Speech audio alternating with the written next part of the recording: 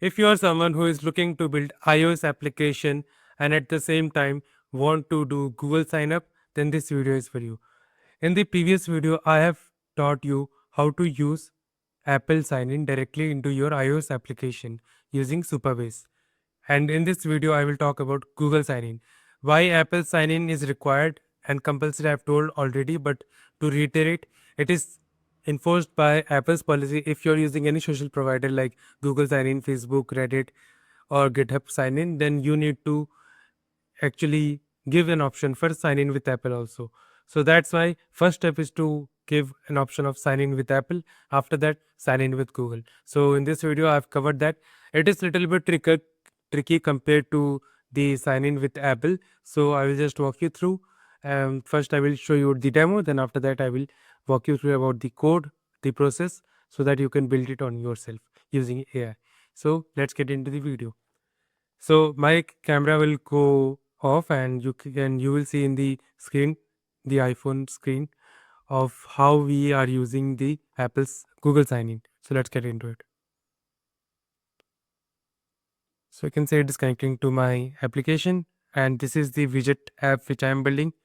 You can say Alex emoji, and in the auth you can say sign in with Google and sign in with Apple. Don't go with the UI design right now, go with the functionality.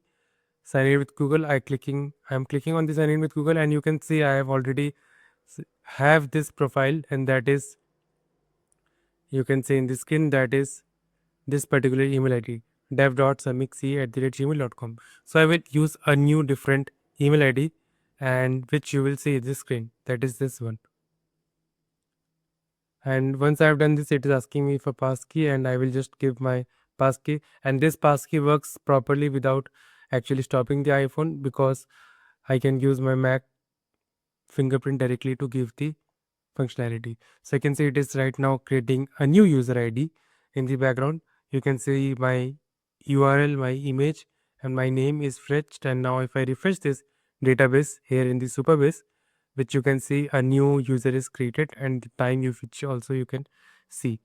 So this is the update which I wanted to give you. Like, this is the thing which we are creating right now. Now if I do sign out, and if I again sign in with Google with any existing user ID, then also it works fine. So if I just use this one, in which you can say this is the full name, and if I do Samir Chaudhary like this one, and you can see I've updated this one earlier, which matches the database directly. So this is the update which I wanted to give you. This is how you actually link sign in with Google, which gets the image URL, second which gets the email ID, and after that you can easily sign out. So I will close this iPhone app so that my camera can be brought back. So I've closed that one, and you can see me in this screen. So this is a update. This is how you actually build the iOS application. I will update the GitHub repository in the YouTube comments so that you don't have to worry, you will get the code. So just focus on how to link and how to set up the set Supabase. So obviously log in with Google. You can refer this documentation, but I doubt that you will understand this documentation if you're a beginner. So what you have to do, go to something called authentication when you have created your Supabase project. I'm assuming that you know how to create Supabase project. Create Supabase project, and you can see these are all the email IDs which I have used, like Apple ID and all. So I will not get into this complexity, to be very honest. I will just go here. Like, this is the project overview which you will get in the starting, and after that you have to go something called authentication, and here you have to go something called sign in providers, and here in the bottom you will get something called Google, and here you have to give the client ID and client secret. Now since we are building iOS application and we are not building any web application, then it is very easy for us. That is, we need to give a client ID. But to give a client ID, we need to go to something called console.google.com. So if you go to console.google.com, you have to create one project. Again, I am assuming that you know how to create project. So if you just go to console.cloud.google.com, it will open a default project. Now go to API and services. Now let me do it by theme for you guys. Okay, yep. So you can go to credentials after this. Let me just do a refresh so that you get the proper white theme. Now after refresh, you go to create credentials. Now go to create credentials and go to something called OAuth client ID. If you don't know how to verify your Google sign in, I have created one video, something called Google checklist for OAuth verification. You can refer that. And here you can go for iOS. Once you have gone for iOS, you can choose any name. It doesn't matter. The bundle ID, it is very important. So this bundle ID should match with your application. So let me just open that bundle ID if I can open. Oops. Okay. So we need the Supabase. So let me just open the Xcode for you guys. So if this is done, yep, we can use. So let me just open Xcode, and in that I will show you how to use Xcode to get the bundle ID. I am assuming you know how to use bundle ID. It is nothing but your for example, my bundle ID is this one for this particular app. So this is my bundle ID for particular application, but still I will show you how to get your bundle ID. If you are building iOS application, the first step which you have to do is to link your bundle ID. So I'm assuming you know, still I'm just going to show you how to get that one. So go here, and here you will get something called bundle ID. From here you just let me close this one, and here in the general, here only you will get the bundle ID in my opinion. So you can see this is the bundle ID which we need. So we will give this one. These two are not compulsory. If you want to give, you can give. If you give team ID, then you can protect your OAuth client from abuse by doing a Firebase app check, which I don't think is necessary for our application right now. So we'll just create this one. After we have created this one, we will get something called client ID. Now I have iOS client 2. So I need this client ID and URL schema. So I will tell you how to link that. So in my particular code, if I just go here, like this is the code, and if I go to auth view, here's something called I need something in the Google client sign in, and then let me just show you that particular code. What exactly I need. This is handle app sign, Apple sign in, and we need handle Google. So you can see I have GID client ID. So this is very important. So whatever code you are using, if you are using my code, well and good. If you are not using my code, if you are using any different AI suggested code, just make sure that whatever info dictionary, like whatever ID you are using, that should match. So now go to code widget, go to info, and here click the plus button, and in the plus button paste that GID client ID. I have already set my GID client ID earlier. I don't need to set it again, but for your convenient I will just show that. And here copy this client ID and paste it here. And okay, it is asking to replace existing, so I will just cancel this one. And okay, let me just do one thing. Let me just rename this client 1 2, and here paste this one, and you are good to go. And whatever name you have referred here, you make sure to refer that name directly here. If I use client ID, I will use client ID. If I'm using client ID 1 2, I will use client ID 1 2. So this is the thing which you need to actually understand. Now I can delete this one because I don't need GID client ID 212. So this is done.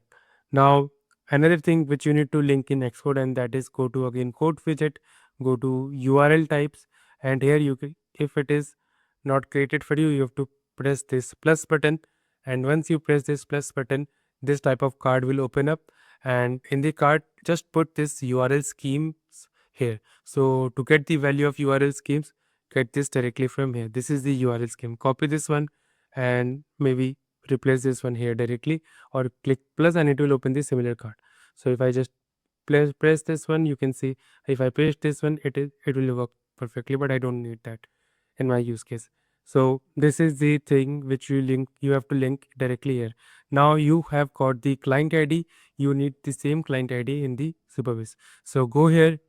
Obviously it will not be same for you, so go here. So what you have to do, you have to select the Google, go here and select this one and paste your client ID. Since we are using iOS, we don't need client secret, and press this skip nonce check, because in iOS we cannot store cookies and all, so that's why nonce check is skipped, and you can save this and it will work perfectly. Like this is the easiest way to link your Google sign in, and nobody is explaining this in the existing ecosystem. Now there are few things to like remember. If you are using web sign in as well, if you're building web application and iOS application, then here one thing you need to do, that is this client ID and iOS client ID are different. So here you have seen that I have created something called this client ID. Now if I go here in the client IDs, you can see I have this type of like web client ID are present with me. So I will just copy the web application client ID, and I will first of all paste that particular web ID. For example, this is my client ID. So I will first of all paste this client ID here, and after that I will put comma here, and I will save this one. So what it will do, it will provide Google sign in for different configuration. So this is from the Supabase documentation, you can refer that too. So this is the complete implementation of how to use and link Google sign in. Now let's get into the code to understand what we are doing behind the scenes. So before just doing, let me just open up the Excel draw for you, so what I am exactly doing to make you understand.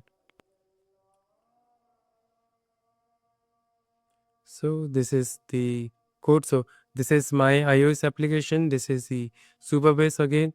And here this is my iOS. This is my Supabase.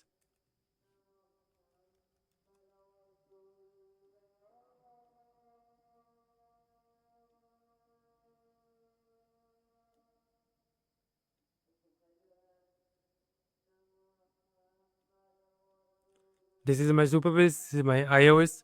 Now here I will link like this one. So and what happens when I am doing Google sign in? So let me just create a Google server as well. So this is a Google OAuth. So whatever configuration we did, we are actually communicating, like the iOS is communicating with Google Auth. It is sending something to us. First of all, it sends to us, and it also sends to this one. So this is how they, like, first of all, this is the first step which we do, like we send Google. Then this is how what Google responds. Google send the same ID to, like, to here, control C, like to this one. This is how it sends both the item to Supabase and iOS actually, and then after that the verification happens, and after that Supabase returns the value to here. So this is the third step. So this is how the flow actually happens behind the scene. That's why we need to do a lot of configuration. And I forgot to mention one another thing, and that is very important.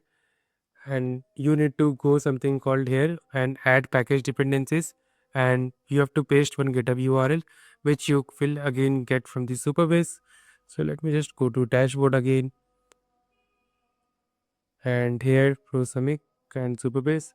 And if you go to authentication, then again in the sign providers, go to Google and go to docs, and here you will get something called this GitHub repository. Oops. Yep. And this is important, and from here, this is Swift packet manager.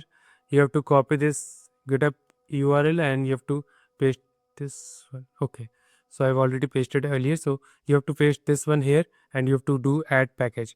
Once you have done add package, go to code widget again, go to general, go to here plus, and select the Google sign in package completely like this one. Select both of them, add. So this will not give you error the import issue. So this is the step which we missed earlier. This is what you need to link. And once you have done this, you are good to go. Like the Swift UI manager will communicate with Google Auth. Google Auth will communicate with Supabase. Supabase will return all the database. Like we have RLS, so like row level security. So it passes only that user's data directly to iOS. So whatever code we save and all, so that will be updated directly here. So if you go to Supabase, so for each user I have different data. So I am, like, you can see that I am storing the database. So if I go to table editor and if I go to codes, you can see here. So this is the code, like this is linked to one user ID and it can only be referred by this particular user ID. So this is the thing which I wanted to update you, and I will see you on another video where I will most probably talk about payments. So stay tuned for that, and I will again see you in the next video. Bye for now.